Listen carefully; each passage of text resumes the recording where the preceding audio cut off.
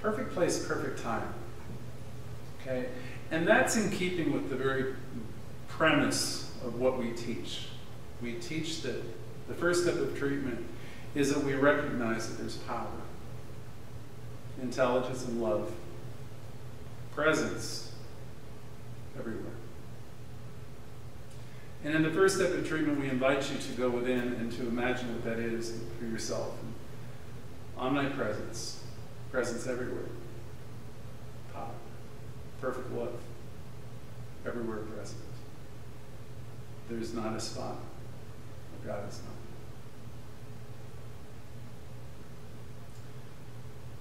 That's the truth, the whole truth, and nothing but the truth. And then, you know, we're created beings, and we start telling ourselves things about lots of things. And that's where all the trouble starts, because we're creating our life. I was writing a paper last night. I'm taking a master's program, and it's about creative communication. And interestingly, Shelley's coming here this week, and I could so effortlessly write that paper. I'm doing another course, which is a challenge, but this one is easy.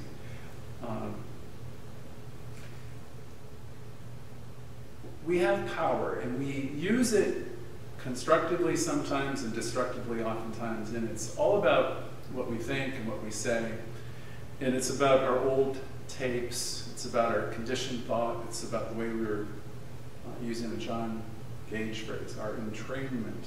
Remember that phrase? It's, you know, so as we grow up and we come into a teaching like this, we're challenged to get rid of our stories. Okay? Science of mind, again, perfect time, perfect place. We're always there. Or the invitation is always to go there. Okay? We coined another little expression this week, Carolyn and I. Turn it on.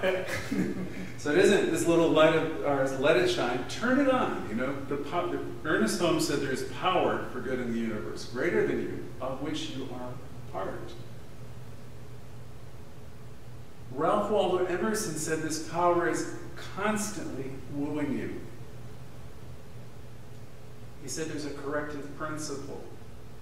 I mean, you can go make mistakes forever and a day, and there's always something there that's wooing you know, wanting you to get back on track into a place of harmony and peace and love and joy. And that's what it does.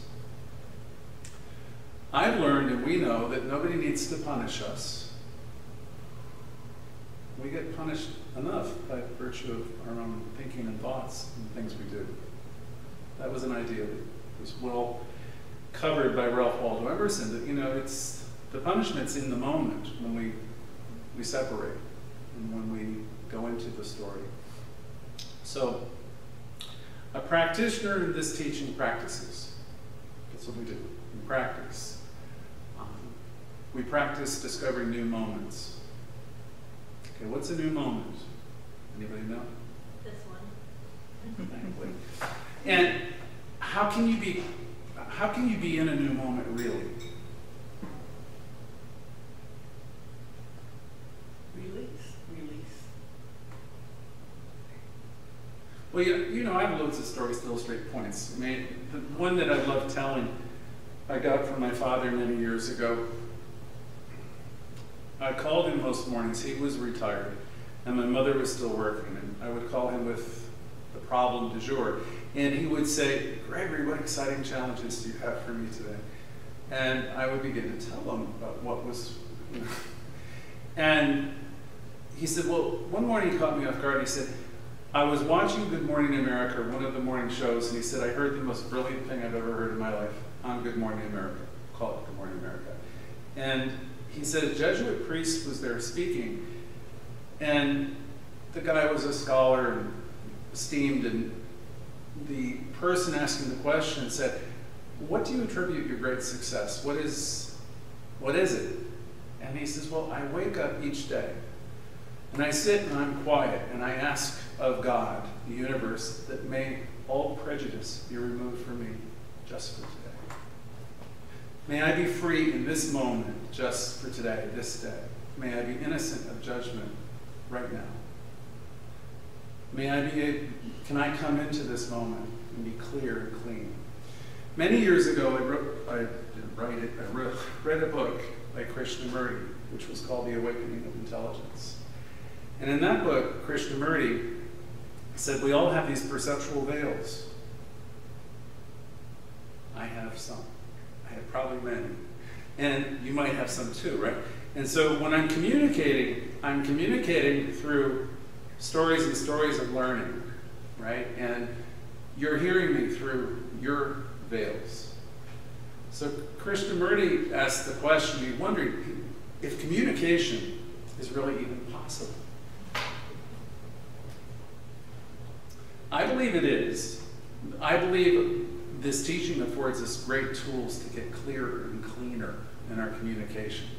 I'm completely supporting Shelley coming here this week, Shelley Strauss, for anybody who's listening, because she's really good at helping people drop the stories and taking responsibility for their lives. So, we're truth students. So, again, Science of Mind has its origins out of the Transcendental Movement. A lot of the great writers found America were part of it. Okay? The Transcendental Movement, just think of that word. What does that word mean to anybody? Transcendental. Look beyond.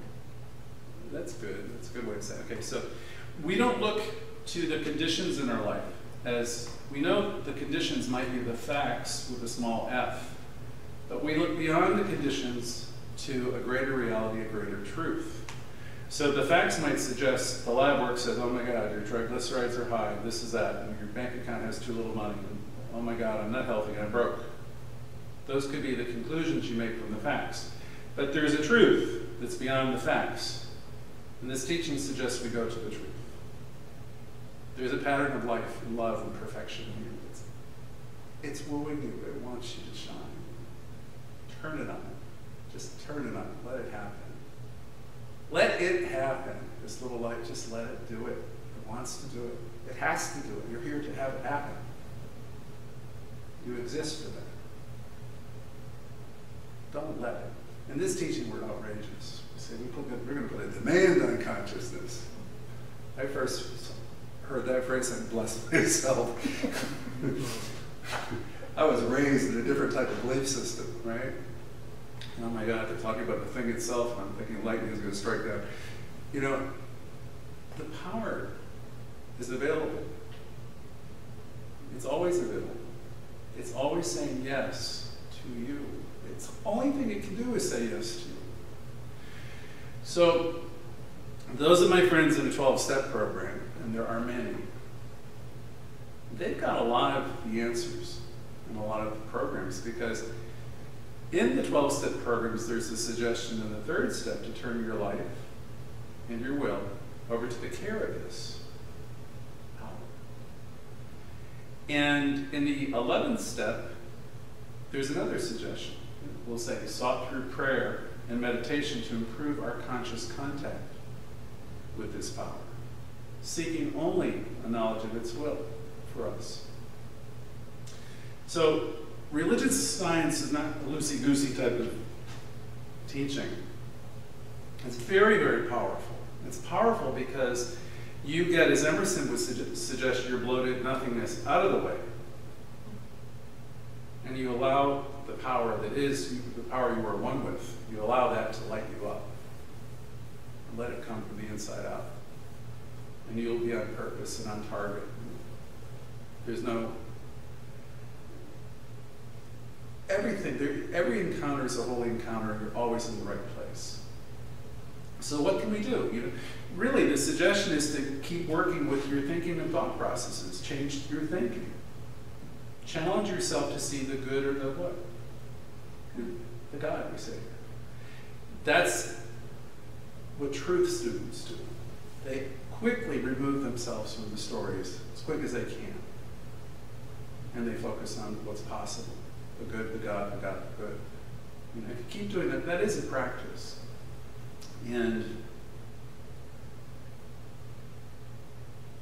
I'm used to hearing stories week by week, and our group is really pretty wonderful on Tuesday. And people come with them. I mean, we see it all the time. And you'll see that in meetings too, recovery meetings. People come in pain and they come in stories. Some will have the willingness to walk through it, the other side, and some don't. I'm excited that this teaching exists because I know that the possibilities that it gives me. I mean, I'm very excited, even though I don't see the people I expected to see here today. I know that something very special has been happening here lately in particular. It's almost like there's a convergence of stuff. All these powerful people, consciousness that have been coming together, which it's really kind of neat. I think Carolyn, you both say so. Turn that power on. Begin using it.